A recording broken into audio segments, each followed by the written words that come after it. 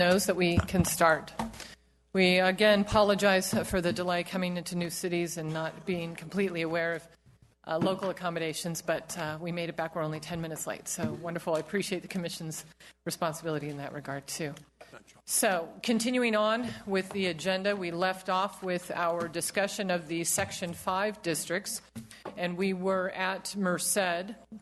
I don't believe we had made any specific instructions because we got into the population deviation discussion. So at this point, we're at Merced Assembly District for Section 5, which comes down to the Latino VAP is fine. It's over.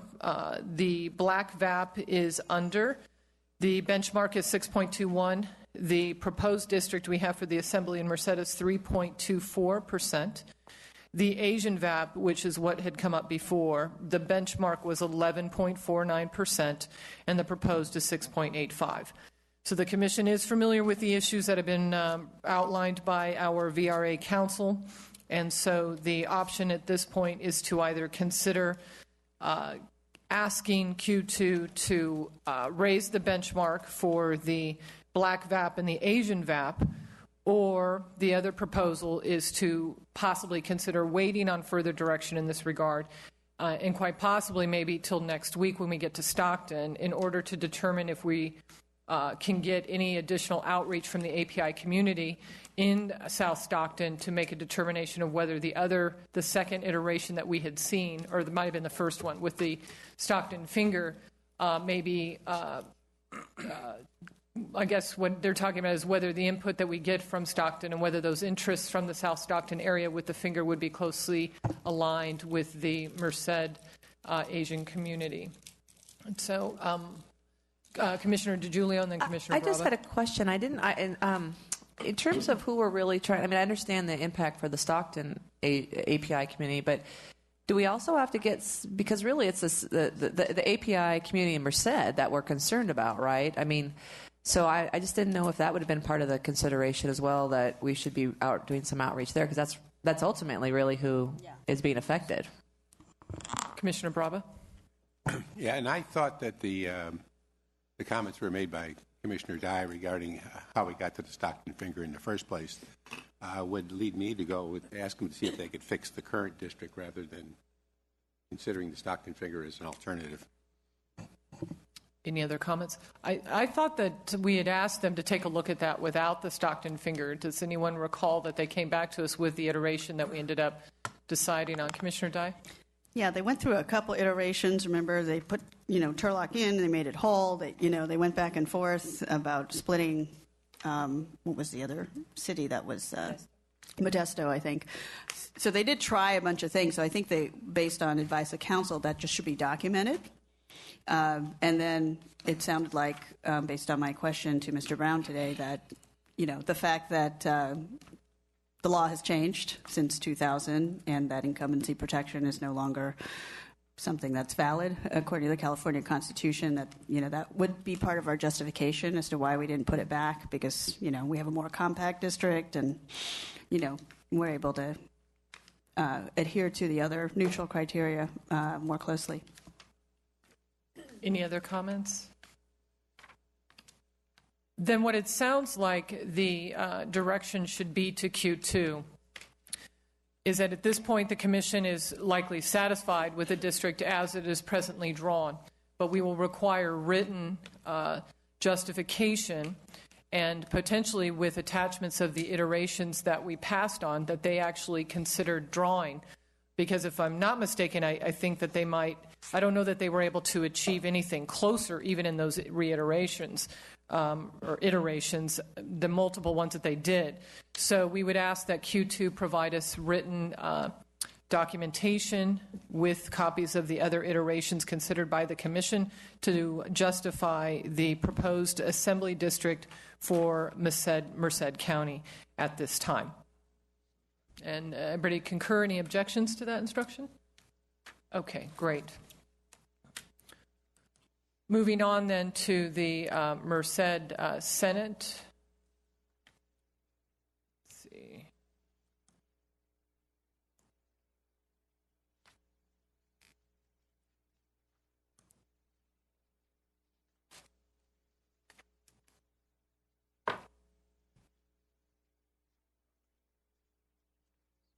It appears that there does not appear to be any non-retrogressive issues, but to the extent in which we had consider making any changes in the future to the AD, the Assembly District, so nothing further needs to be provided in the way of instruction to Q2 on the Merced Senate District, unless any other commission member has any other comment on the Senate District for Merced. Seeing none. And the same, if I'm not mistaken, let's see. The Congressional District, at this time, the Latino is fine. The Black VAP is actually increased from the benchmark of 5.92% to 6.19%. And the Asian VAP is where we have 1% decrease from 9.54% to 8.64%. So in looking at this particular district, again, based on the advice of council, we have two options: either request that they work on it to avoid retrogression of the Asian VAP, or to provide us a specific explanation in writing regarding the basis for their support through the direction that we provided as to this congressional district. Any thoughts?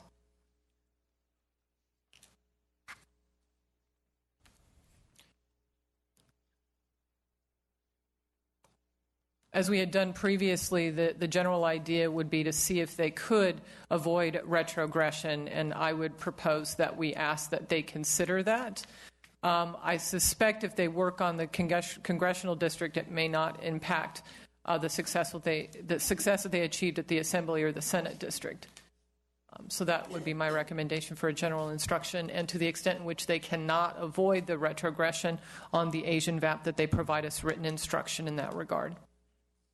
A written explanation, excuse me. Any objection to that instruction for them? Seeing none, we'll move on to the next county, which is Monterey. Monterey Assembly District appears to be non-retrogressive.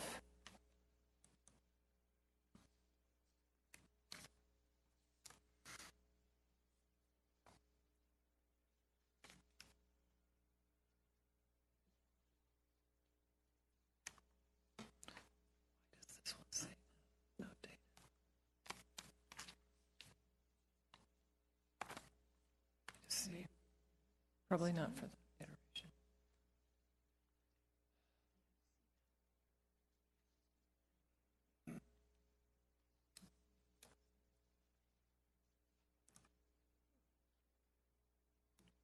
Sorry, I'm trying to combine notes together here.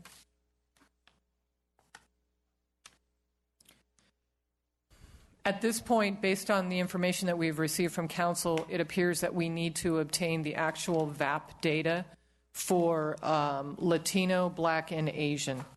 And I apologize, I did not know that we were missing that data from Q2. We're not? We're not. Okay. We have all the handouts has VAP data and CVAP for every district. What handout are you referring to? Because the one that I have, okay, do you have a reference page? We're doing Monterey right now, right? Yes, Monterey. So there's a different handout for each of the districts. So if we're doing Assembly, and I believe that one is called Mont, is my guess. Well, there are two Monterey districts, so we just need to make sure we're talking about the right one. But we can probably tell from the numbers. This doesn't have a benchmark.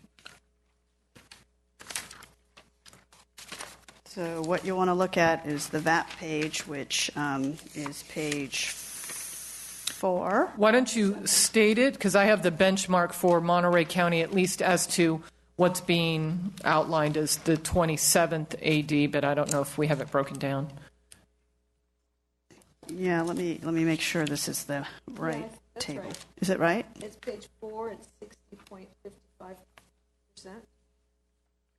Yeah, I think the heading is wrong on there, but according to the previous page, that should be correct. 60.55%, is that what you have?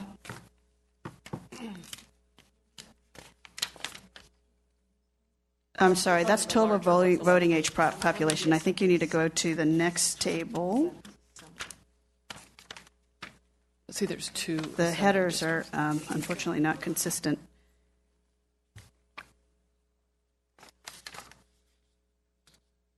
Okay, for the first, yeah, they all say table 1, but I think if we follow the logic here, Problem is, these go off the next page. yeah, let me look at, I'm just going to cross-reference this with the electronic file, which doesn't have a page break problem. I think what's happened is the page break, so you start these here, but then all of the back pages, you don't know which districts are referencing because there's no menu on the left. So I think we have to look electronically to see what those numbers are. But in each case, they start with population deviation, total voting age population, and then citizen voting age population. So I'm just going to cross-reference. It should be table 3, which is the one that we want, is the VAP. Yeah, so looking at Mont, if someone could just verify that, I'm pretty sure Mont is the one that we want. Yes, it's 60.55%. Do you have the black VAP there, please? The black one is 2.3. And Asian VAP? 0.62.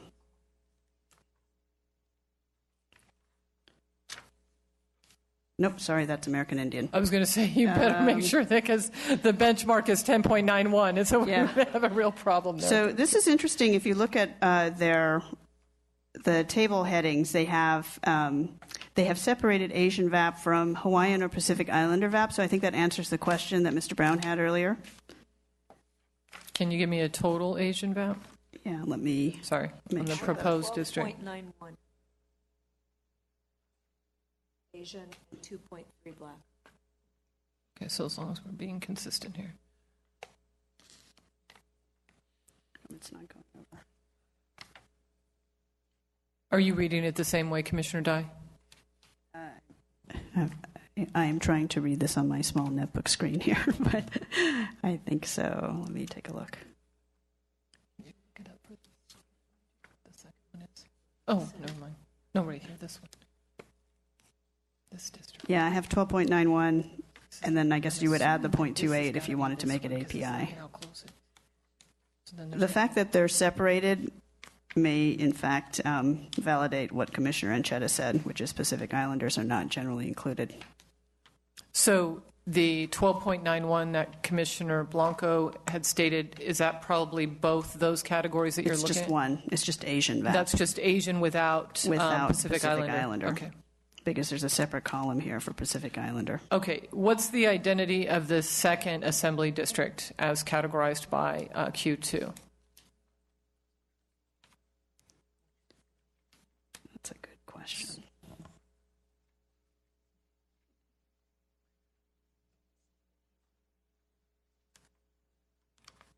I think we would have to go back to our original reference.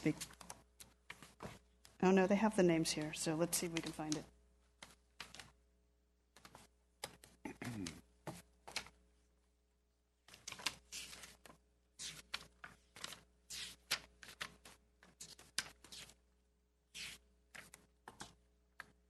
Oh, Santa Clara W. Mont is, I think, the one for the other one.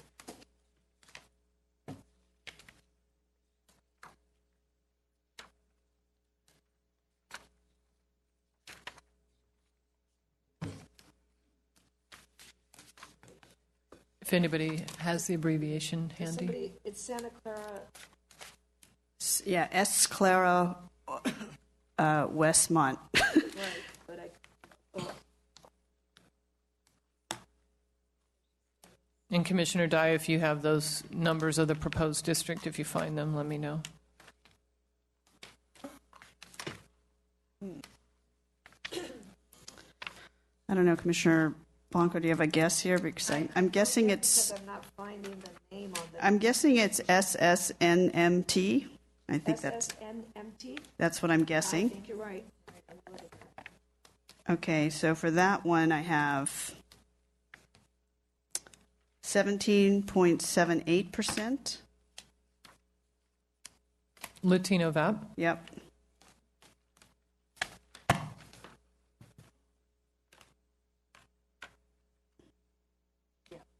Is that right? Yep. Okay. And if that's the case, then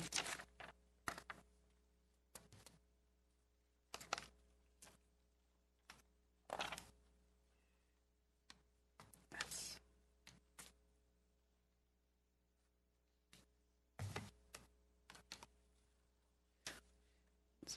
to read this chart.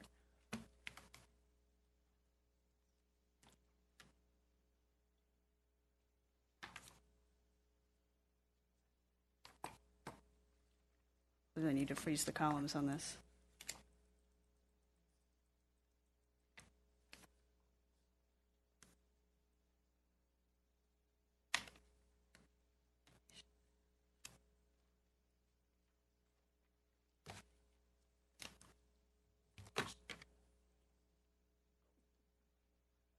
If anyone else finds it first, go for it. And I'm still counting down the columns.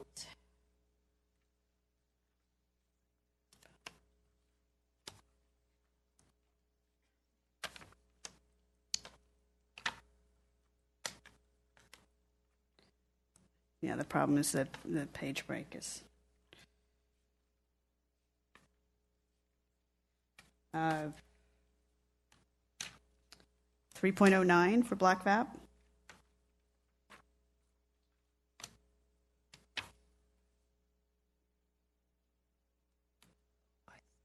$26.57 for Asian VAP.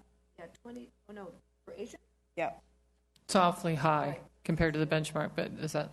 And you have, and what did you have for 3.09 for Black VAP. Black VAP? That's what I came up with. 26.57 for Asian VAP. Yeah. Do they separate out the Pacific Islanders? Yes. So is Pacific Islanders included in the 26? No, it's not. Wow. Okay. You got to remember this has got part of Santa Clara in it now, Yeah. so it's not surprising it went up. Okay. Okay. I'll need the same data, Commissioner Dye, if you don't mind, for we have it for one of the Senate districts for Monterey, but not the other. And they're differentiating one between the 12th and one from the 15th. It seems like the Latino VAP for the Senate district is up around 50. The proposed district we have is 57.43. So while I go through the assembly districts, if you can look up the data for the second Senate district in Monterey, that'll help us as we move along. The second being the Santa Clara one or the Mont one? It's hard to tell, but look at both of them. One of them we have information on, which is the Senate district for the Latino VAP is 57.43 in our district. So I think that might be the Santa Clara one. The other one is called Central Coast Federal. Okay. Anyway, what I was going to do is just identify that it does not appear that we have any retrogression problems for the assembly districts. And let me just run through the numbers so that everyone can follow along of what we just did, because we're trying to grasp data from all different sources. Monterey County, and we were calling that district. That's the Santa Clara district. I don't. SSM. Hold on.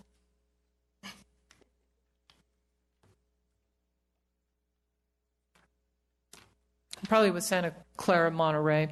The LVAP, the benchmark is 19. SSMNT The SSMNT. is the last one. So we may have a problem here. The benchmark is 19.86. The Latino VAP in the proposed district appears to be 17.78. So we have nearly a 2% difference between the benchmark and the proposed district, if we're reading these numbers correctly. The Black VAP benchmark was 2.32. It increased to 3.09.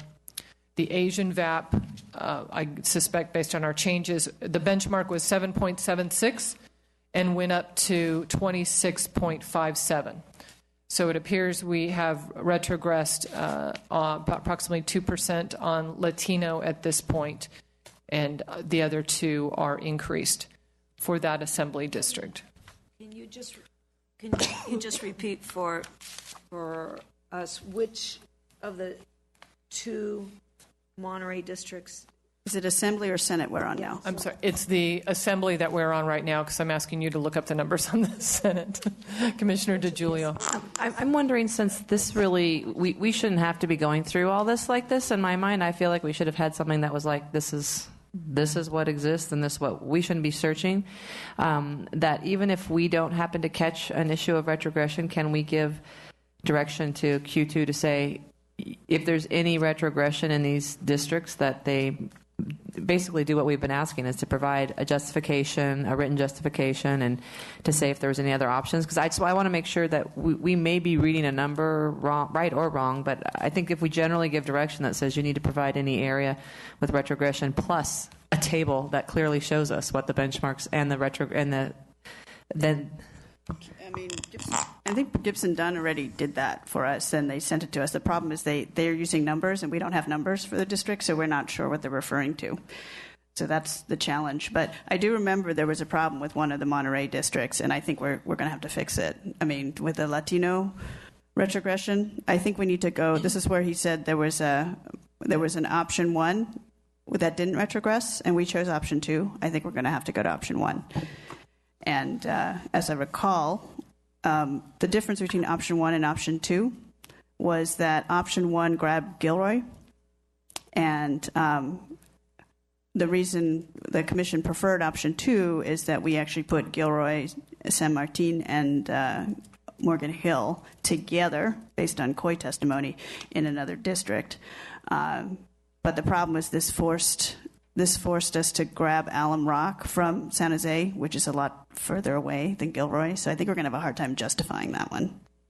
Commissioner Baraba. Yeah, I'm not sure about option 1 because I think that went way south, as I recall, and that would really have a ripple effect on what we did down in Ventura.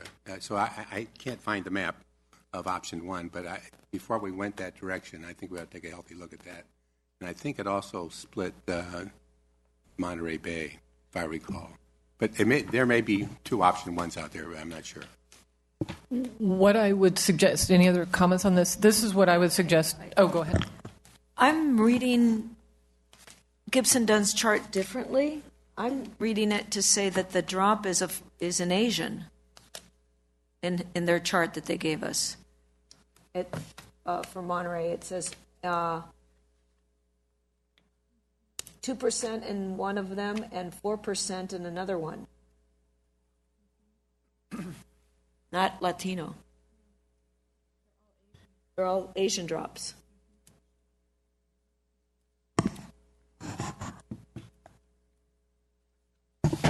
Commissioner Filkins-Weber? Commissioner Baraba. Yeah, I think we ought to take Commissioner DiGiulio's, because we're spending time with numbers we don't understand. And I think if we just put the general direction that when we find retrogression, we'd like you to fix it, and if you can't fix it, tell us why. That certainly would speed things up. The only point of taking this time is so that we can prioritize the work and the focus on the districts that they need to pay attention to. So obviously Monterey needs to be paid attention to, and we can probably provide them specific direction because we don't have all the numbers. Because even when I'm looking at the CVAP, which is apparently what Gibson Dunn had before them, based on the chart I'm looking at, I don't see where that 4% is at. So it's apparent that Gibson Dunn may not have had up-to-date information. So just on this first assembly district, which I believe is being identified right now as just the 27th, we would provide a general instruction to Q2 to fix any retrogression based on the numbers that they have provided to us to date. What I would also like, though, Commissioner DiGiulio, did you have a comment? No, I was just going to say, I think, no, go ahead, finish your thought. We also need to see, I believe they need to come back to us with additional information on Monterey County. They need to show us probably what the option 1 was, provide us written explanation regarding the decisions that the commission made to select option 2, because that's what our council has asked us to take a look at, so that we can build an appropriate record based on the options that we are deciding on. So that's what my general instruction would be to them if this is the assembly district that had 2 options. Because we do need to look at it again and make sure our record is correct, and we need to make a definitive decision as to which option we will follow based on the advice of council to date. Anyone else like to add to that? Okay. Commissioner Dye. Yeah, I would just clarify that I think where the change we absolutely have to make is where there's a drop in Latino VAP, because that was the reason all of these districts were put into Section 5 in the first place. Correct, and that's what I'm seeing based on the numbers you gave me. So if those numbers are correct, then we need, and there appears to be a 2% decline, a retrogression of 2% on Latino, if we're reading the numbers accurately. So that's what we took the time to take a look at this, so that we could better instruct them regarding the information that we will need from them. So that's what I would ask as to the first assembly district in Monterey. The second assembly district, and this is why I wanted to prioritize, I'd appreciate giving them a general instruction not to retrogress, but it appears that the second assembly district only has just a less than 0.5% difference on Latino VAP. The benchmark was 60.93. The proposed, as you're reading it, is 60.55. So we can give them a general instruction if they want to bump it up. It's probably not that troubling. There does not appear to be any retrogression at the Black VAP or the Asian VAP for that second assembly district. So we would just ask that they meet the benchmark, which appears to be less than 0.5% on the second assembly. If they cannot do that, then they need to provide us written instruction regarding the explanation for why they cannot reach the benchmark. There's 2 Senate districts, and so I think it does not appear on the one that is being identified as the 12th Senate district that there is any retrogression, but we need to verify the numbers, and so I think the general instruction to them would be, to the extent that there is any retrogression on the what they've identified as maybe the 12th Senate district, even though we don't know what the name is, but if there is, that they let us know where the retrogression is and provide, and then if there isn't any retrogression, then it will stand on its own. If there is any retrogression, then they need to add additional population to avoid the retrogression, or otherwise provide us an explanation regarding why they cannot meet the benchmark. The second Senate district in Monterey County is where we're lacking data. And so again, I think Commissioner DiGiulio is right. We don't have time at this point to try and find the numbers. So, and this would be the district that appears to have a benchmark of 26.22% Latino VAP, 1.99% Black VAP, and 9.51 Asian VAP at the benchmark. And I'm reading that out for Q2 so that they know specifically what Senate district we're referring to. We have no data on the proposed district at this time, so we would ask that, again, the general instruction is that there will be no retrogression. To the extent in which they cannot reach the benchmark, that they provide a written explanation regarding why they cannot do so. Anyone have any further comments, suggestions for instructions to Q2 on Monterey County at the Assembly and Senate district level? Seeing none.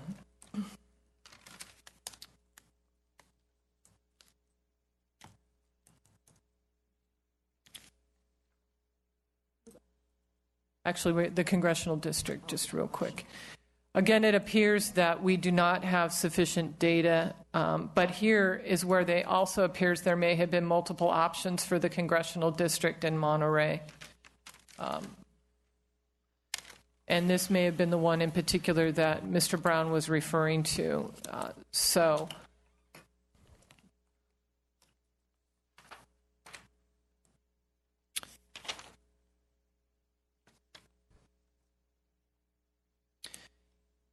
And it appears at this time we do not have available data regarding the actual VAP, and obviously it might be in all these charts that we're trying to discern that from, but we at this time don't have the time to go through it.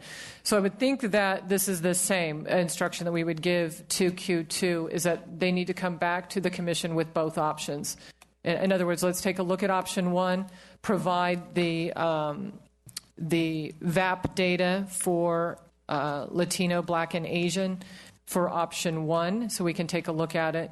And let's make sure we get the appropriate data for all 3 of those ethnicities for the present district that we have in our draft map. Commissioner Blanco.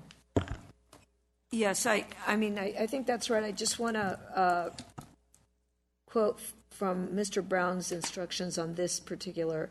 He said that for the Monterey congressional, option 1 had no retrogression.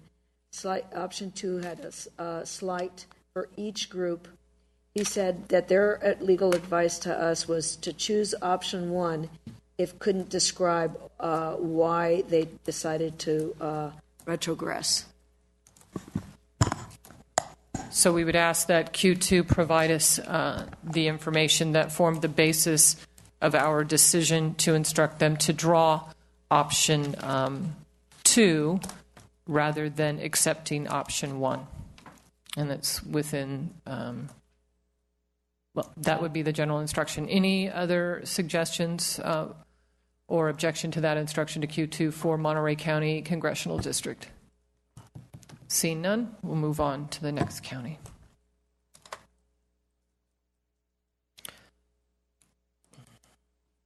Yuba.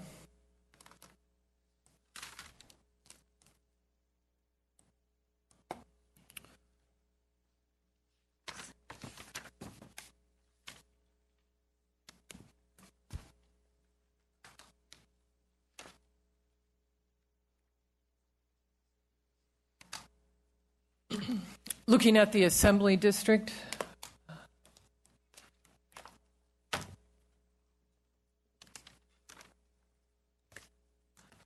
So I read a VAP of 17.75% Latino. correct, the benchmark was 11.72. The proposed district is 17.72. The issue arises with the Black VAP. The Black VAP benchmark is 2.16. And the proposed district is 1.46. So this is where we have a slight retrogression on the Black VAP. Our attorneys are recommending that we take a look at modifying it to make the Black VAP non-retrogressive. Asian VAP is 3.37 for the benchmark. The proposed is 5.50.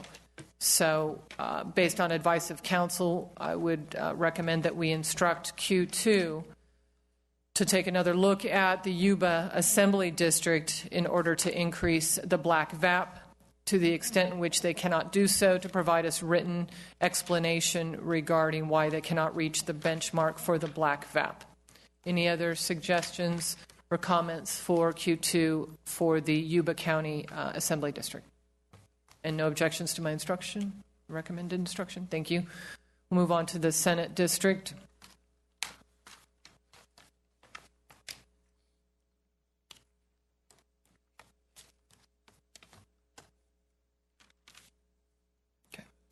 The Latino benchmark 13.41. The proposed district's at 14.40 with no retrogression. The Black VAP is 1.48 benchmark. The proposed is 1.66, so no retrogression. The issue comes up with the Asian VAP at a benchmark of 4.75. The proposed is 4.11. The recommendation from council is to modify the district to take a look at increasing the Asian numbers to reach the benchmark. It's slightly off. Sorry, is an issue? Oh, okay. Sorry. Okay. So let's just look at this a little closely. We're going to be working on the Assembly District for the Black VAP, and that may or may not have any effects on the Senate. But we're at 4.75 benchmark, 4.11. Do you wish to provide the same instruction that they reach the benchmark, and to the extent in which they cannot do so, to provide written explanation? Yeah, I think we should say that they try. I think with the exception of LVAP, where I think from my understanding is our direction for most of those cases is basically fix it. so we don't really have a choice. But I think when it's when it's AVAP or BVAP, then they should try, and then if there's not, then they have to provide justification why they couldn't reach it, and we have to make a decision. Or in the case of other options, maybe we have to revisit those. But yeah, so to try to fix the non-LVAP populations, but to definitely fix the LVAP. Yeah. Well, the LVAP doesn't appear to have a problem right now, so okay. Then that will be the instruction to increase the Asian VAP or otherwise provide us an explanation regarding why they are unable to reach the benchmark for the Senate District of Yuba County.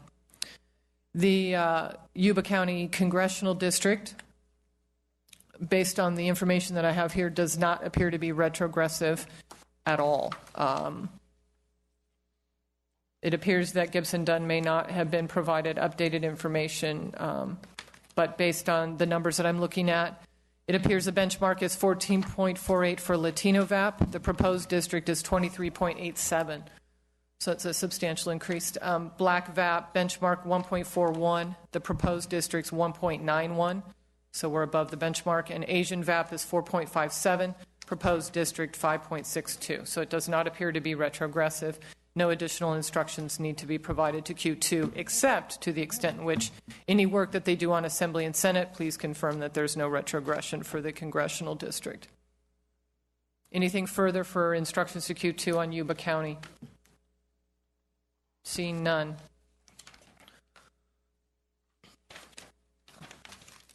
I believe that's it on Section 5, instructions to Q2. Commissioner Anchetta. Yes, I wanted to propose an additional set of instructions to Q2, which would apply to all Section 5 districts. It is customary in a DOJ in a Section 5 submission, as well as consistent with DOJ guidelines, that we do have to provide some additional non-census data, in particular voter registration figures for both 2001, well, for the previous districts and the current districts. So I would like Q2 to be directed to access that data through the statewide database and present those in the second draft, whatever permutations occur in the second draft, simply because we do need to look at those data in addition to the census data. Any questions, comments, concerns, objections to that instruction? Okay, then Q2 will be instructed to proceed as Commissioner Anchetta has requested.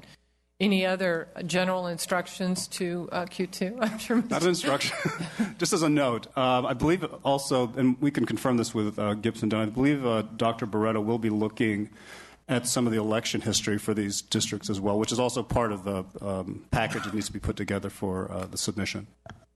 Submission, you mean to DOJ? Submission to the, because we do have to file a formal submission, which includes all these data as well as additional narratives regarding issues of turnout, registration, election history as well, which again, I think Dr. Barreto's work will include some of that. Yeah, the Commission should be assured that the manner in which Barreto will be working with Gibson-Dunn, that they understand their legal obligations in that regard. So, Commissioner DiGiulio. Yeah, I just had a question to follow up on Commissioner Anchetta. So, in directing Q2 about the voter registration data, are we asking them to do an assessment of it, or there's simply the pass-through mechanism to get the data to Gibson-Dunn, who will then do the analysis of that?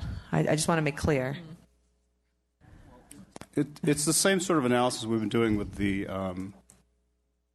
voting age population data, which is that they need to just sort of generate, for each minority group, if we're doing it for every group, is to look at the registration figures, and this is based on, again, on surname analyses, that you look at the 2001 figure, the 2001 districts with the relevant population and registration figures, and then compare those to the proposed districts. So it's really just sort of doing the same sort of parallel analysis we'll be doing with the VAP numbers. Okay, so they'll compile that data, put it together, and then give it to Gibson-Dunn for analysis. Yes, and again, I think it should be presented as part of, again, the boxes that we get for each of those districts. They should just be in the same boxes. Okay, thank you.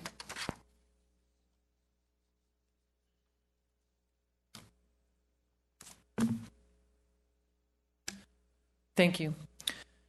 Therefore, that will conclude our instructions on this portion of the agenda to Q2, keeping in mind of what additional work we need to do in the legal advisory topics on the agenda. We have a couple of other items. I'm going to run through them. Did we give? Oh, well, I only hesitate on a deadline. Commissioner Blanco asked whether or not we have a deadline for this information, but I would defer to our work plan czars. Okay, great. So, okay. Okay. The first item still under legal advisory or PRA. Right now, as I understand it, Ms. Johnston has sent out emails to everyone regarding the recent PRA requests. I just want to confirm and move along with the agenda that Ms. Johnson, you're instructing, we had Kermit, I think, earlier, but you're asking that the commissioners comply with the PRA request and communicate directly with you in that regard. Is that correct? That, unfortunately, is correct. Okay, terrific. Moving on, is there any other instructions you need to provide to the commissioners regarding compliance with the PRA requests? Only that there needs to be direction to Q2 about getting the data prepared for the latest Sturgis request. What I would ask in conjunction with the next chair is that staff needs to outline the information from the PRA request that needs to be obtained from Q2. We are under a legal obligation. In fact, why don't you please explain that on the record? There is a legal obligation that the commission post online as quickly as possible all the data that it is using to do its line drawing, which means that the database that Q2 has been compiling needs to be available online. If it's available online, then we don't have to respond to the public records request. We can simply refer them to the online version. Are you aware of some of the links on the database that we have been sent? I am aware, and I cannot access it from the link. Okay, Commissioner DiGiulio. Sorry. I think would this be the COI database that we've been talking about? Correct. Okay, and I know I've had some discussion with Ms. McDonald about this because this is a matter of having access for commissioners and for other consultants. And I think they are in the process of trying. The problem once you open up this database is it's a security issue. So they're trying to create a system where they can. I mean, if we had access, I think they were saying. Okay, well, let me limited, just. I know you're probably going to get into this in the work plan, but what I need to do now is just instruct Ms. Johnson that if they can't provide access on the web within a reasonable time to respond to the PRA request, then they're going to have to communicate the information to Ms. Johnson in order for us to comply with the PRA. So just to let her know to follow up when you talk with them, there was the option to have a static document that's viewable. So I think that'll be the option, and I would just encourage Ms. Johnson to follow up with them on that because I think they're in the process of doing the technical requirements to make that available. As long as that document were updated regularly, that would be fine. I'll defer to staff to work those details out. Okay, Ms. Johnson, you're instructed to work that out with Q2. Mr. Claypool? And I just wanted to say that for now, Ms. Johnson will be the one that handles this request. We just had a staff shortage because a couple of the people that have been working with us, one had to take a leave, and another one actually, Miss Lisa Halderman had a concussion, so she's been out for about a week. It was not a work-related concussion, but still serious enough so that she's recovering. So as soon as we have another person, we'll be shifting that over to her. Okay. Any further questions of any commission member regarding PRA? Okay. Moving on, the conference call with Gibson, Dunn, and Crutcher was essentially what you've heard today in the presentation. He also provided an update on going through some of the organized group maps, which I understand he'll be working with Commissioner Anchetta to do. So we'll move on from there. Item number 4.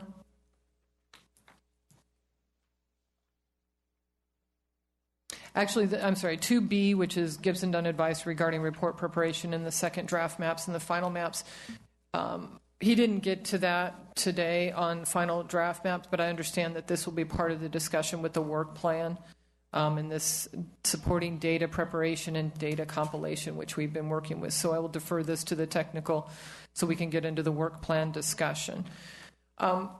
Ms. Johnston, I sent an email to Mr. Miller to provide us an update on the status of Mr. Barretto's execution of the contract. Can you provide us an update in that regard? Yes, we've gotten the approval from General Services. We are waiting now to hear back from the university and Mr. Barretta. He had requested that payment be made directly to him.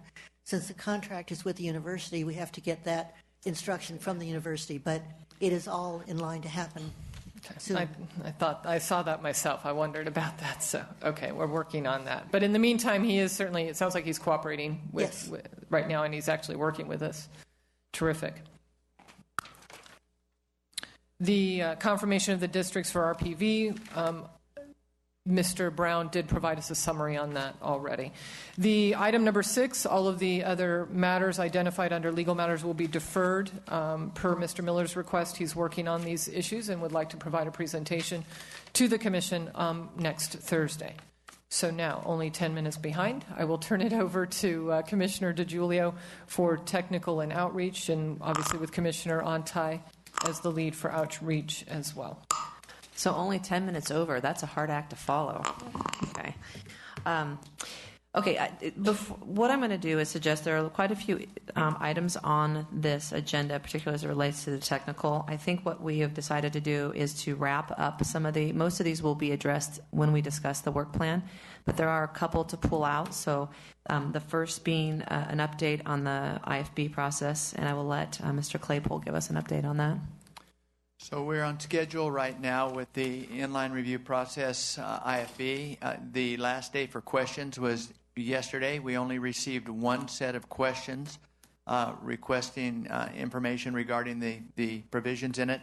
That came from the Rose Institute. We have answered those questions as of this morning, and we're hoping, we're not hoping, we will have our group of candidates, whomever applies for this position, to this commission in Fresno as scheduled. Can you refresh my memory? What is that schedule? Oh, okay. So we would come. Fresno is. You mean in Fresno? In Fresno, we will be presenting the candidates for this position for this commission to review and make an approval on. Thank you.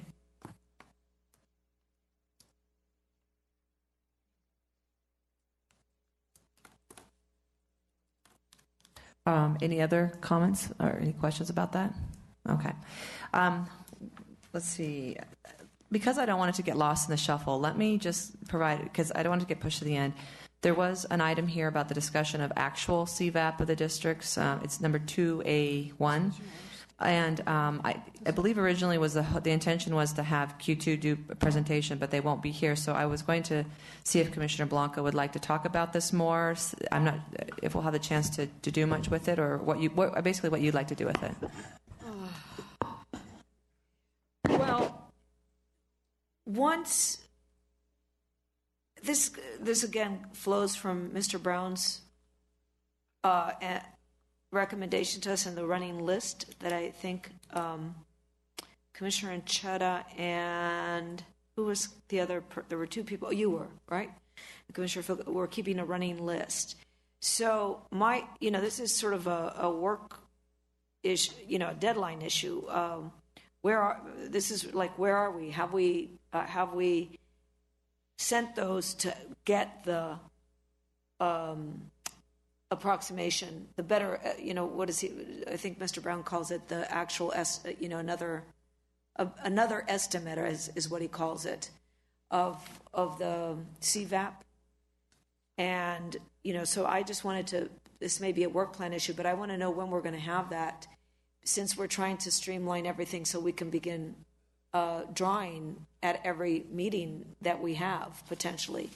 And so we have a whole list, and I don't know that we've got them all in front of us. And I think we just need to have it finalized, which are what is the new CVAP data that we've asked them to give us the estimate for, right?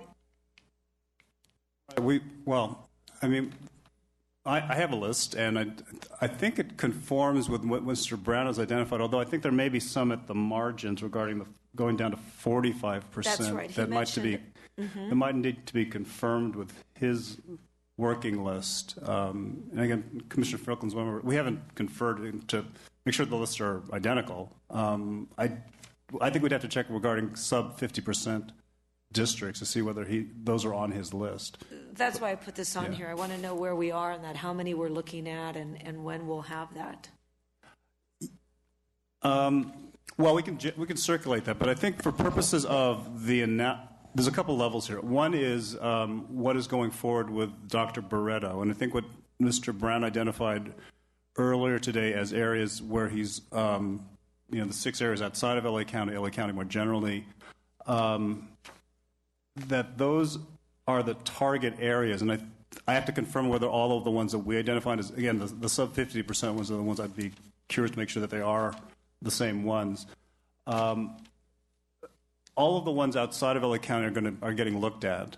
And I think within LA County, we are, at this point, asking Dr. Barreto basically to look at LA County more generally, because it may be a bit of a moving target depending on how, and we'll raise this in the work plan discussion about how we're working with LA, because there's some issues around how we might want to perhaps unpack a district or two at this point. But in any case, I think we just need to make sure our lists are aligning and we're not missing anything. But particularly for LA County, we're just asking him to look at the county for right now. And as we move forward in the next few days, in particular looking at some of those other statewide maps, that we may ask him to specifically look at certain districts that are at the 45 to 50% level. But again, there may be some shifts if we're feeling there may be some packing issues. So those districts will be new districts if we do it that way.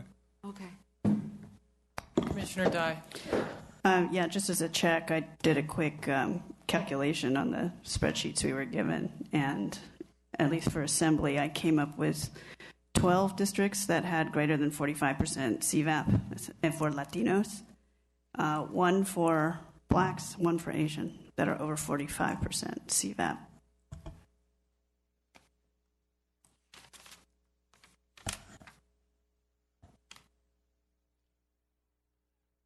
I can do the same for the others, too. Yeah. I haven't run the calculation yet, but I did it for Assembly. So I guess the question, as Commissioner Anchetta noted, is are we going 45 and above? Is that our... I think in terms of, again, we'll have to make a final decision whether that's where we want to do it. But I think we're investigating all of those possibilities. But again, I think we have to confirm the list. I mean, unless I'll have to just refresh my memory from from the time that I was taking some of these notes. I may have just been focusing on Section 2, but I'll have to go back and look at it, and then we can compare notes. And I may have been out of the conference call where this came up in more detail. I thought it might have been one that I was missing from, so I may be a little out of it. So not necessarily look at me. I'm thinking. Yeah. I'm not exactly sure, but we will certainly look into that. And if we can combine notes and see if I even have any of the information, so we can do this later. And then if we need to go back with Mr. Brett or Mr. Brown, we can take a look at what I don't remember hearing a recommendation from them as to getting this additional, but maybe they've already given it in the conference call. I don't recall. Yeah, and I don't think we've lost a district. But again, it's sort of at the margin level where it's below 50%, but they maybe think, well, 45 is too low. We only looked at 46 and above, that kind of thing. Okay, I'll make a note to follow up with Commissioner Anchetta and then probably Mr. Brown on getting this additional registration information for the VAP and CVAP. Commissioner DiGiulio.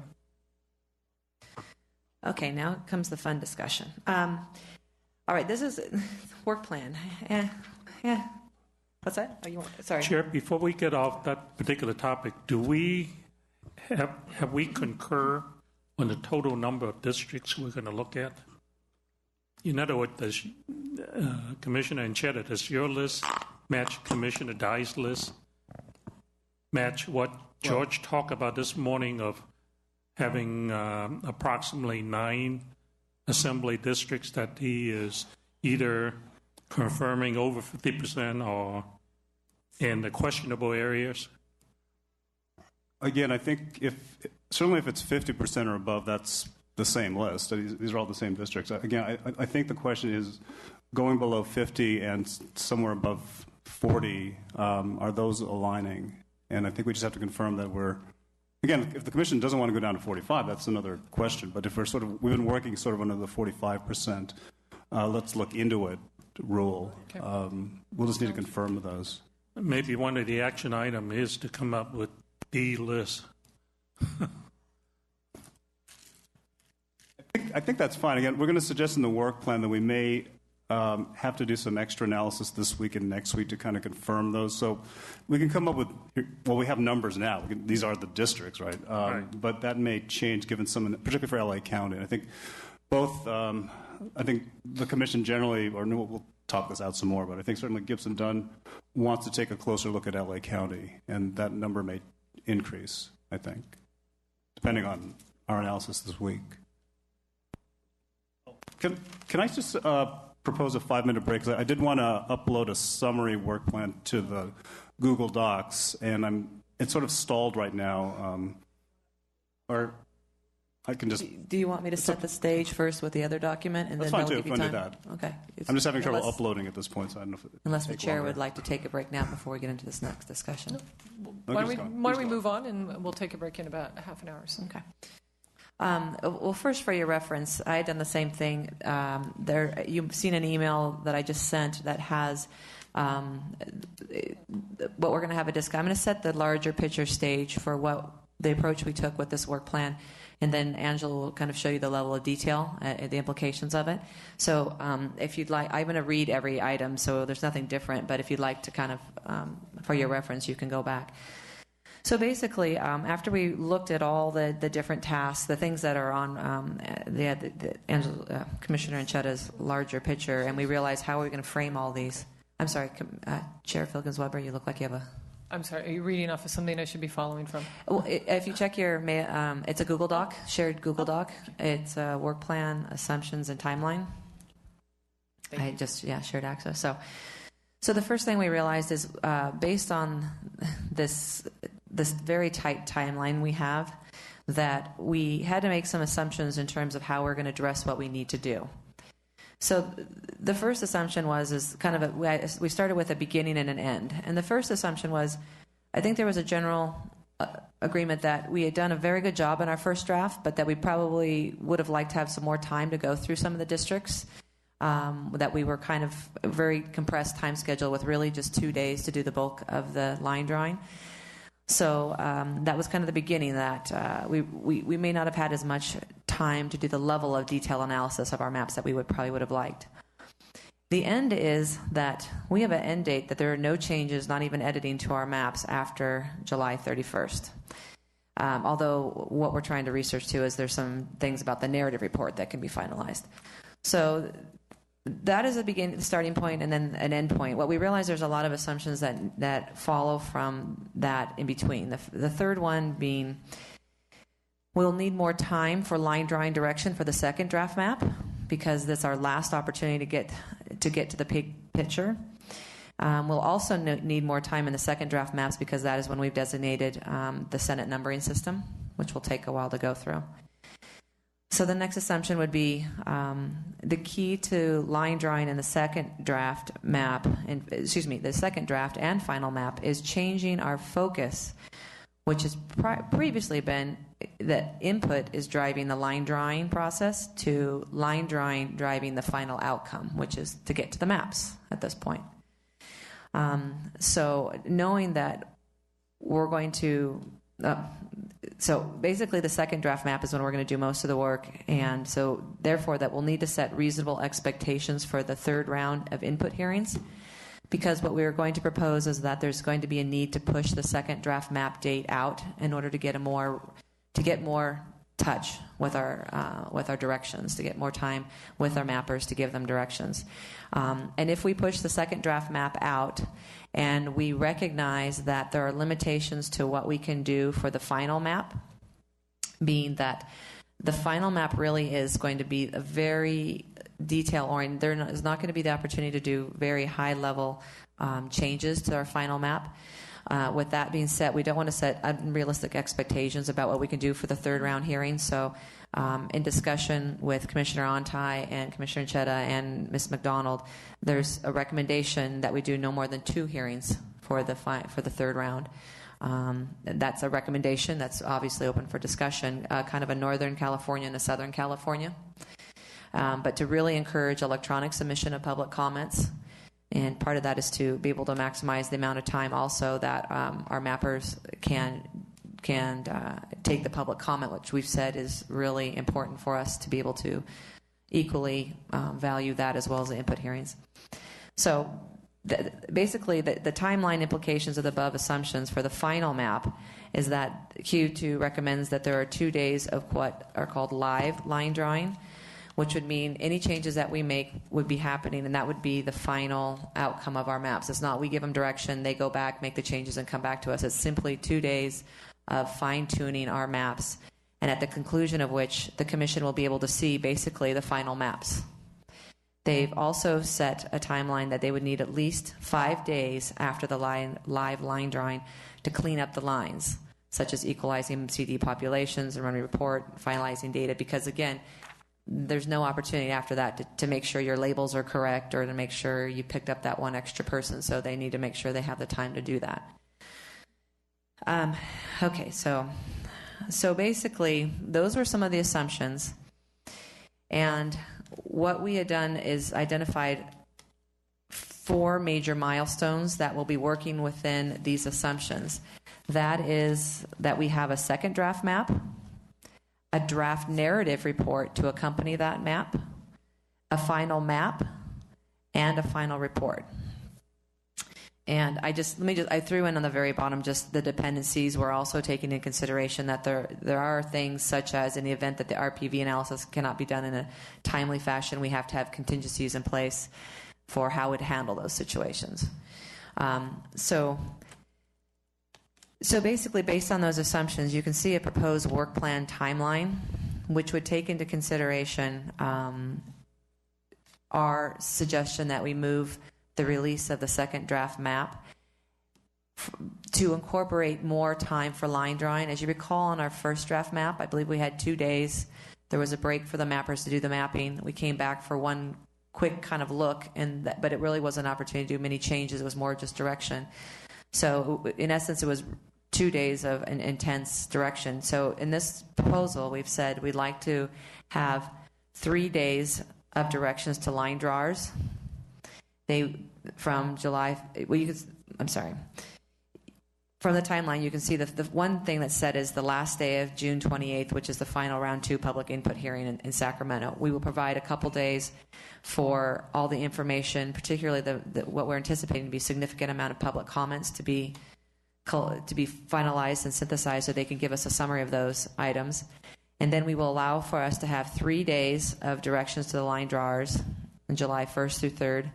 We will provide 3 days for the mappers to do that mapping. They will come back on July 7th and 8th for us to be able to provide additional line drawing directions, which can actually be stretched to 3 days if we want to, and then another 3 days for the mappers to do that mapping, with the idea that under that current schedule, the release date would be pushed from July 7th to July 12th. And we have the ability to actually push all the way to the 14th, but no date further than that if we had to. Therefore, if we did that and the Commission agreed to, it would have to reduce the number of third round hearings to begin with, but that number will have to be finalized and approved by the Commission. But if 2 is acceptable, then that would put us at July 16th and 17th was a suggestion because it's the weekend to try and maximize participation. It would then turn around and we would be able to, again, give Q2 the opportunity to get the summary together, the public comments. We would have the 2 live line drawing sessions on July 21st and 22nd, which at the conclusion of that point would pretty much be our maps. We would be able to see them because it would be a live line drawing session.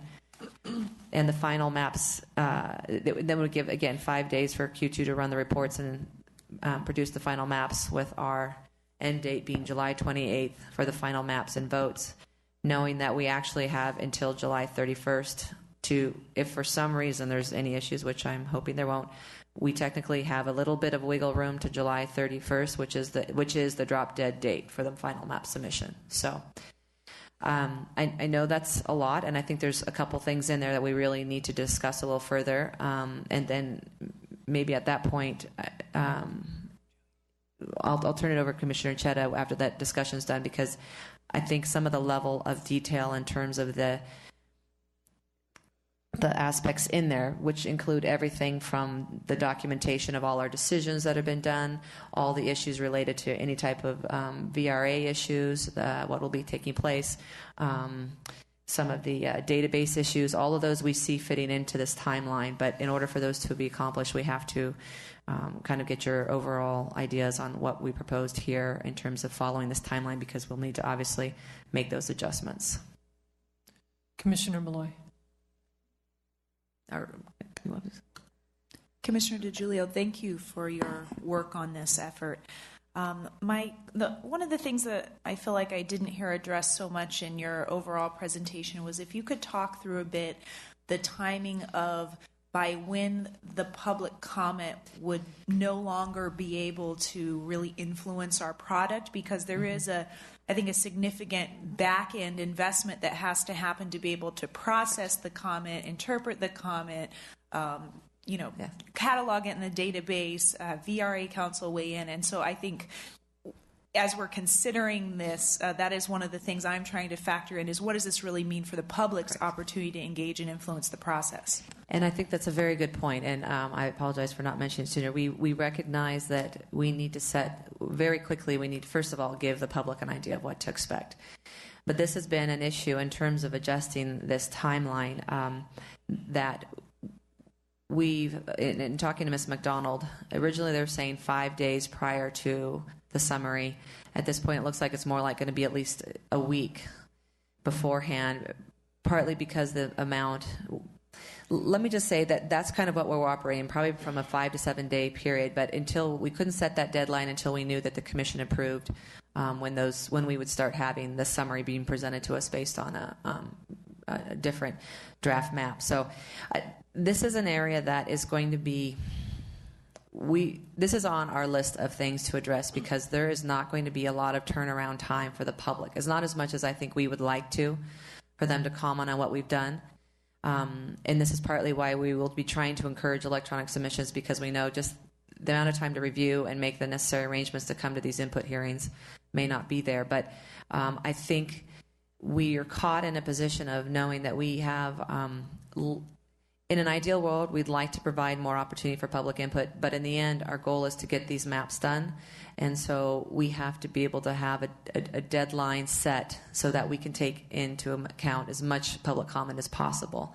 So yeah, that's a long way of saying it's very much on our radar, and we will set that deadline and trying to incorporate as much public comment as possible. I think the hardest thing will be to really incorporate. We have to. I'm sorry. One more thing. Again, this is setting the expectations, particularly for the last round of public comments, is what people can expect. That even if they submit public comments, we have to let them know this is not.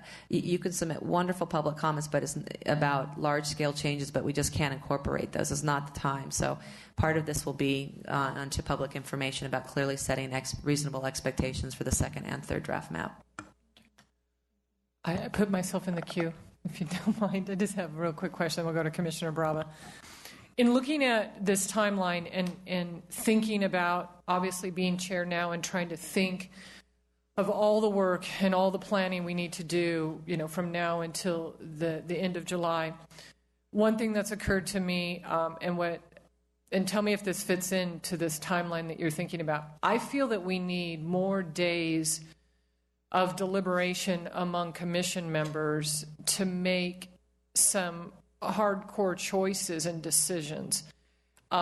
We moved fairly quickly through the districts, and I know we're working on some ideas on data compilation and being able to get all of the data from the website, from public input, put all together so that commissioners can actually study it in a workable format, since we've talked about access issues before.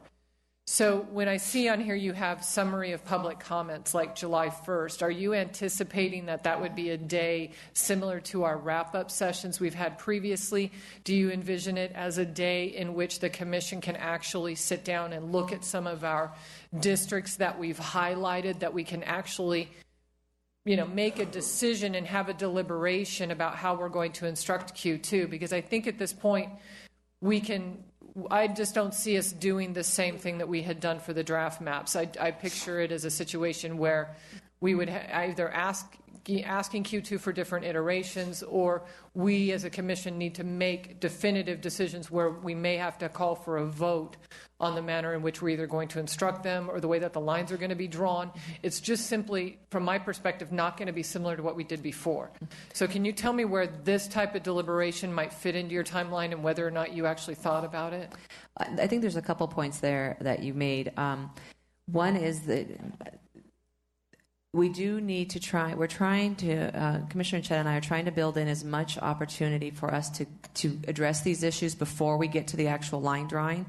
And that's one of the things I think we'll be very busy with this weekend, so that we can have some commissioners probably even have some authority to be able to make some progress on those issues, so we can identify problem areas, make suggestions. I will say that I think this is where we as commissioners really need to step up. I know that there's Commissioner Blanco has clearly laid out some of those areas that she has identified that are areas that she would like to have addressed, as well as the reasons why they could be problematic. I would really encourage all commissioners to review these and really spend some time, because the more we can identify these ahead of time and provide that data to Commissioner Anchetta and I, the more we can provide a way to have that be addressed before we get to the line drawing sessions. So that's the aspect in terms of, I think, what you were saying about commissioner identified areas. I think the other issue is how are we going to be able, we as commissioners, are we going to be able to review the amount of public comments we'll be receiving, both from input hearings as well as otherwise submitted.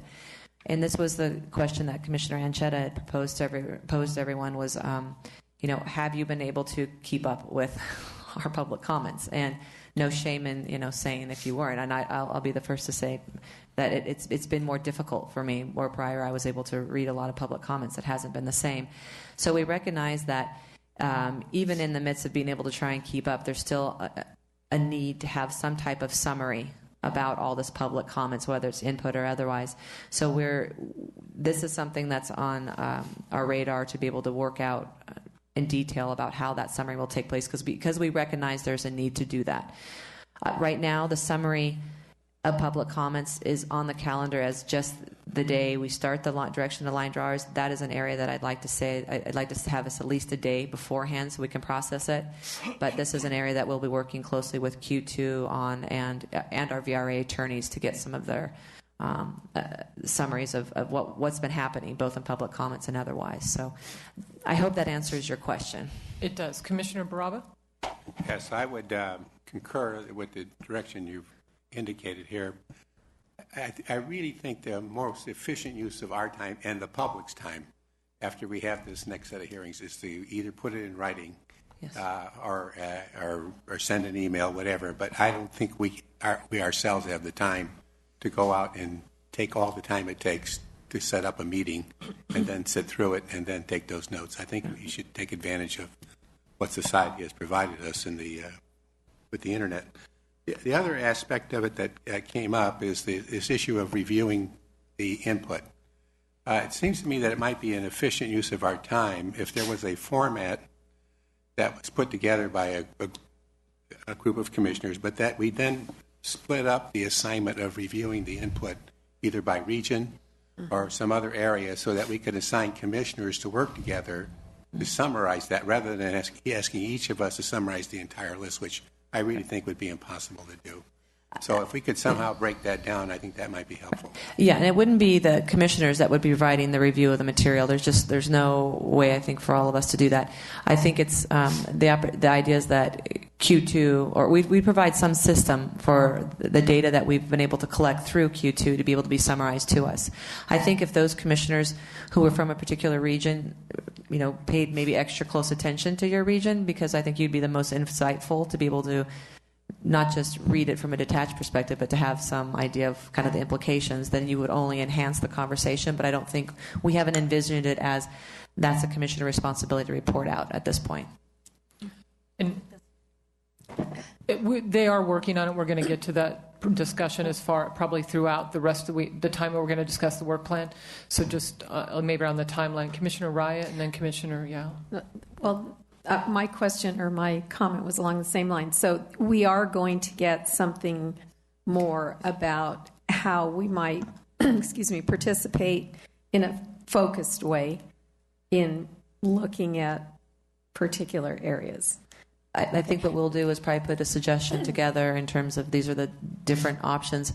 I think what we've initially said is we have to have some system that will provide a summary to us that's not based on commissioners, but we envision having some commissioner involvement in addition to that as well too. Okay, I guess I know this is all somewhat still it's evolving, clearly. I think I look at the calendar and I look at the strains for some of us at trying to keep all the pieces of our lives together right now, including our businesses. And I am willing to do whatever it takes. But the more you can direct me, I'm fine with that. And I think the suggestion that we look at the areas that we know, which may or may not be the areas we actually live in, but that's true. But anything you put together, I think the commissioners are willing to take on a little more specific responsibility rather than trying to have to deal with the whole. Yeah, I think we recognize that the uptick in public comments and trying to have all of us stay on top of it. And while we're in the second round where we already committed to our input hearings, our time will continue to be limited. And Commissioner DiGiulio, you're going to get into, or maybe Commissioner Anchetta, a little bit more on division of work in that regard, so we can defer a little bit of that discussion. Granted, the time that I've been chair, just for a week, this has been of primary concern, is getting a compilation of this data that we can study and actually be able to have constructive input on line drawing. Commissioner Yao? The work plan is very, very good detail, and I find myself agreeing with most of it, but nevertheless, I'd like to just throw up another option for us to just briefly discuss. I like the way the work plan is put together at the beginning and the end. I think we're now closer to the end than we were when we first designed the input meetings. And we already have committed to a second draft, so that effort is ongoing starting tonight. While we're going through that process, I feel that we've been so focused on activity that we really haven't had time to sit down and think. And going through the drawing of the map last week, just looking at the very final version before we voted on it, the draft map, just looking at it, we I think all of us, myself definitely in that position, see that there are things that we could have done better. We had simply stare at it or spend a little more time at it. So the option I'm throwing out is we have more information than we can handle at this point in time. Just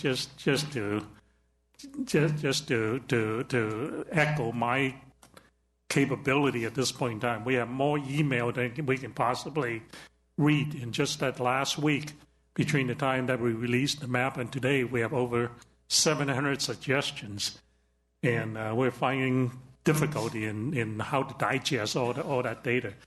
So my proposal is perhaps we should skip the third draft, because we're setting expectation that we may not be able to meet just to be out there collecting more inputs and collecting another 700 emails. What are we going to do with those? If we try to rush it through, I think we'll experience the same thing that we had last week in terms of getting the final map out. So I think maybe a different approach of looking at it is delay the release of the second draft so that we, again, collect as much as we can, and then beyond that point, don't do any more public outreach meetings, but collect those information on our online and spend more time together with the giving direction to the map drawers and really stare at the map for a period of time together so that we assure ourselves that we have a good product. I think that's a better use of time than to try to even squeeze in a Northern California or Southern California input meeting. So my proposal is really removing those out-of-town activities and utilize them to work with the map drawers, work together, and analyze it, and making sure that we're absolutely comfortable with it. So can I just reiterate, Commissioner Yao, do I hear you saying that what you're maybe proposing, which kind of speaks a little bit to what Commissioner Baraba said, was to not skip the third draft, but to skip the third round hearings altogether, and that way we would focus on digesting instead of better use of our time? Right. We'll still use your end date in terms of when we'll stop receiving the comments from the public. We're not trying to shortchange their ability to comment on the map. But let's don't go on the road again, so to speak, and spend the block of time traveling and soliciting additional inputs that, as I have stated, I don't know how to process any more data than we already have received, and also anticipating how much additional data that we'll get. Well, can I just a related question? We're focusing on the hearings as well, but I hope I'm not out of order here. No, do you want to just address this? I have a queue going, but I understand that you worked diligently on this, so please. Yeah. And there's actually a separate document which I shared, which is more detailed. But the question is also consistent with that line of thinking, is if you're also talking about setting a fairly early deadline on the cutoff of written submissions. Because consistent with that, you'd sort of want to say, well, we need to really look at it carefully, and then given the volume of data, we need to stop it fairly early to actually fully digest it all. I'm just asking that. Commissioner Blanco and then Commissioner Ward.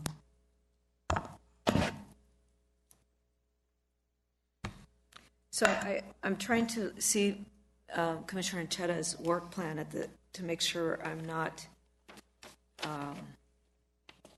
capturing in my comments something that he's going to propose to us. And just to preface this, Commissioner DiGiulio and I have been coordinating this, although I think don't look at the dates so much on mine because they're not going to line up with hers. Hers are actually, I think, the most up to date. And I was actually just doing sort of although it's a summary, it's supposed to be sort of a more micro level. Okay. All right. So that's helpful because my comments are sort of more not about deadlines, but about process. So one, I would agree that if we want that we may not need the third round of hearings. I think my sense is in reviewing the comments that are coming in post map. I find them to be very good. I mean, very, very helpful, very detailed suggestions, and I believe that after the second draft, they will become even more precise and helpful. So, I think that we might actually get more benefit. We can do a better job having the time to analyze those written things we'll get instead of public testimony. So I would agree with that if we get to the point of voting on that. I wanted to get back to something Commissioner Baraba mentioned. I don't know if you were talking about the report, Commissioner Baraba, or if we're talking really about how we do this work going forward when you mentioned regional. My sense is that both... the latter. The latter. That's what I thought. So I like the new timeline, but when I see, and I'm referring now to the assumptions that the work plan assumptions, the concern I have is that So we have 3 days of direction to line drawers, and then another 2 days of drawing maps after they go and they come back. I'm concerned that that is not that different than what we did the first time around, and that's not what we need at this point.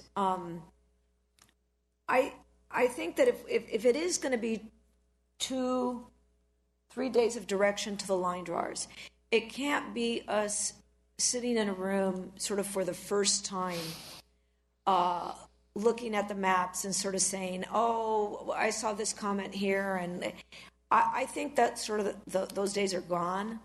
I think when we get to those 3 days that are in this schedule, they have to be days where a lot of work has gone before those 3 days.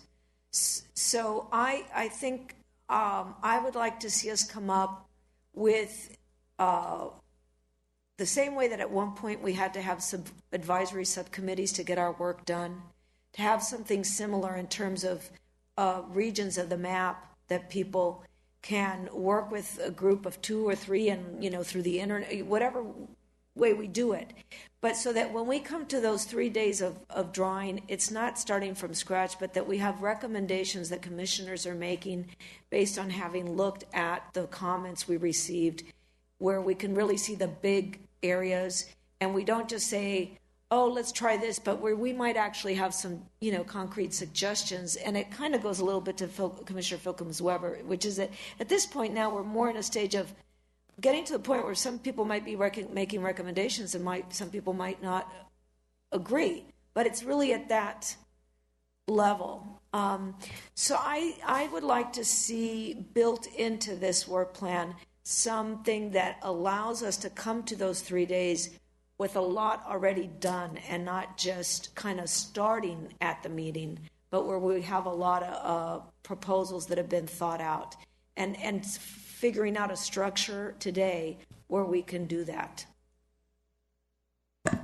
Commissioner Ward was next. Well, first of all, thank Commissioner DiGiulio and Commissioner Chetta again for this amazing amount of work in such a short amount of time. It's overdue and needed, and we thank you. I had a question about, I was excited to see that we were going to have a draft and final report that might be available to commissioners before the vote, and I just couldn't tell by the outline how many days in advance we would have the draft and final report before the actual vote were to take place. In essence, you mean the final report, the final map, we will really be able to see during those live line drawing sessions, because will not be where we give them direction, they go back and change. So you'll see if the proposed timeline sits, you'll know that by the 22nd of July. The final report, we're checking exactly on the details, but from what we understand now, the final report actually doesn't have to be due until August 15th. So the final report, which we anticipate having some commissioner oversight of that, will be an ongoing process. So there's not as much of a deadline in terms of similar to the final map. But granted, we don't want to just turn something in on August 15th without commissioner review and approval. So that's part of the discussion. Part of the considerations that we're using right now. Okay. So the July 28th line item, final maps and vote. Can you define that for me? Yeah, those are that's the Q2 reports that will go along with that, all the statistical data and all the city county splits and all that material. Those reports, the technical reports, as well as reports by our VRA attorneys, the reports done by our RPV analysis, all of that will have to be included in the final narrative report, and that's what will be put together. But the everything that is required to be accompanied with the maps on the technical side will be due on that date, and that's what we will be voting on at that point. Will be the maps and all the accompanying data with it that must be complete at that point. I also had a comment or question. I thought a point that Commissioner Blanco raised was intriguing about commissioners front-loading their ideas about where in the state they see areas or have areas of concern. One of the things I know that personally has kind of tied me up is not having a full VRA analysis, waiting for decisions on Section 2, identified areas, RPV analysis, things like that. Where does that fit in? When do we expect all of that to be available so that we can actually do that with from a data supported position? Can I address that question? Or? Commissioner Anchetta. Did you see his summary? It was sent via email. It just came up. I haven't had time to read it. Okay, because that I see it as item 1B. It would answer your question. But Commissioner Anchetta, go ahead. Yeah, and 1B is a proposal. But I think with respect to the VRA issues, and this is parallel thinking with Commissioner Blanco's suggestion about other things we might do in advance of the formal line drawing meetings, is do we want to proceed in some parallel tracks where we can get some analysis done, and then when we get to the formal line drawing meetings, we've got a lot to work with already. With the VRA analysis, again, we do have multiple consultants who can do that. So to that extent, I think it makes sense to try to do quite a bit of advanced work. But there's a lot of there's some variations in how much you want to get done. You can get almost everything done if you're delegating everything. You can get quite a bit done if you're just doing fairly thorough analyses and have pretty much a lot of the basic outlines of the districts. And we obviously do have districts already, but if we're going to revise districts, that those revisions and recommendations would be pretty much in place, and the commission would sort of just say, well, let's go with them or let's fix them. But much of the advanced work would already be done. And again, because we do have to have polarized voting analysis and other things going on, and VRA Council has to be engaged as well. It certainly makes sense to do it, starting now and moving forward as we get to the period. So one of the things we were going to raise, among others, was how should we engage in that process, specifically around Section 2. But again, I think Commissioner Blanco raises a really important related issue, which is maybe we should do that with other things as well. And again, we've already made some suggestions, and there have been other comments regarding the processing of written comments and whether we should try to, again, have some specialization, work with, having sub-teams or various working teams that might be able to do some summaries. Now, again, we're compromising certain things. We're not doing everything in full commission, but we're up against certain timelines. So it's a choice we will have to make regarding, well, how do we want to best use our time versus how much do we all want to be part of the decision-making process? Commissioner Dye. Yes, in line with Commissioner Blanco's comment, I was hoping that we were scheduling time at our Fresno meeting to, at minimum, get a readback on. There are a number of areas that we already flagged for Q2, and we said it's okay if you don't put it in the first draft, but we want you to fix it in the second round. So we've already flagged a number of districts that we asked them to see if they could fix or try some alternatives. I was hoping that, by Fresno, that we would actually be able to see if they were successful, because that would kind of be a first read. And then since then, of course, we probably have a lot more thoughts, particularly about the congressional and the Senate districts. And I think it's great that, we've kind of started flagging some of these areas as well. But certainly it seems that given that we've already given that direction to Q2, it would be helpful to get that readout sooner than later, because that may affect some of our other line drawing decisions down the road. The only thing I would say in that regard is we did flag them, but I don't know that we actually provided specific instruction as to what it was we would have them do. American Canyon is a decent example. I mean, we recognize we need to relook at that. We flagged it. We flagged it when we voted on it, but we have not given specific direction to Q2. On some of them we might did, want to highlight this for the agenda. I'm sorry, go ahead. There are Mr. certain districts that we specifically gave them some direction, some specific things to try. And I know that you're right. There are some we just simply flagged it. But there are several that we said, can you do this? And they said, we don't have time. And you said, okay, we said you don't have to do it for this draft. But we want you to look at think it. that Kyle took appropriate notes, and so the instruction when they're reviewing this audio and the transcript would be for them to take a look at those specific instructions that were documented by Kyle that did not wind up in the first draft maps, and so they may proceed with those instructions again. So we've got, and just a real recap here, we have an hour and 45 minutes. I don't know how long finance and public, even though this is the bulk of our discussion. The other way that I would like to focus this discussion a little bit is Commissioner DiGiulio is actually letting the commission know what action you would like us to take on your work plan and on specific items that might be a part of it. I really want to highlight this whole issue on again, the duties of potentially Q2 in their compiling of the data from the website and the public comments and input, and how and when that information is going to get to us before we get to these meetings that everybody is talking about, where we really want to deliberate and make decisions before we get to actual line drawing. Are we going to be able to get to that? I mean, that discussion? I don't think the discussion, to be honest, I think I could say for that discussion is that's one of the things we're working on right now, is a recognition that there's everything from, trying to get the COI, access to the COI database, trying to look at some of the documentation for our previous districts and how we're going to move forward in documenting commission decision direction for the future districts. A lot of that information we are working on at right now. Our focus was to really get this work plan up and going.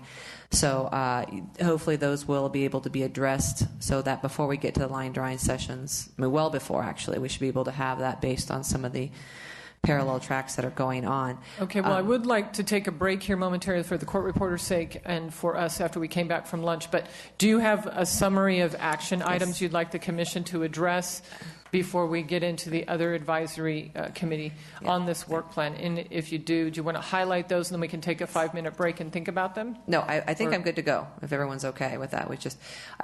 Before I give you, there's 2 real items I think I need to have addressed, which I mentioned, but can I just put one more plug in for that shared Google document there's one that's called Commissioner's Comments on regarding first draft. I noticed, thank you, Commissioner Galambos-Malloy has already put in some things in there. I think this will speak to Commissioner Blanco's concern, is the more we can identify these starting today, whenever you have a chance, and even if it's ongoing, we will be that much further ahead when we get to the line drawing. And this is where it comes down to you taking the responsibility to flag these so we don't have that discussion. To that extent, I'd also mention I'm sorry, I don't mean to interrupt, but I want to make sure I capture this, and you have all your notes in front of you, but the document that I believe you're talking about was a shared Google Doc. Did you send it to the entire commission? Or Correct, I did, to the entire commission. Okay, well, did you have clearance from Mr. Miller before you did so? Because I had sent you an email that we wanted to be concerned, I had a concern whether or not input of all commissioners on that Google Doc may be problematic, because we're looking at and sharing information regarding redistricting meeting or materials or information outside of a public hearing. And I thought I flagged Mr. Miller on that, because a compilation of all of our ideas and thoughts and concerns and highlights in one document, it appears to be a coordination of efforts and discussion of redistricting matters outside of a public hearing.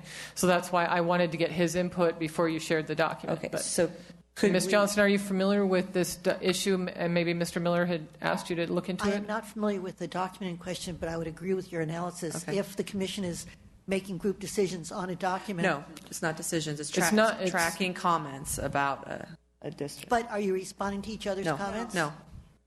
It's one document where each commissioner could actually add to a Google document outlining their opinion, essentially, as to districts that may need additional comment or discussion or deliberation by the commission.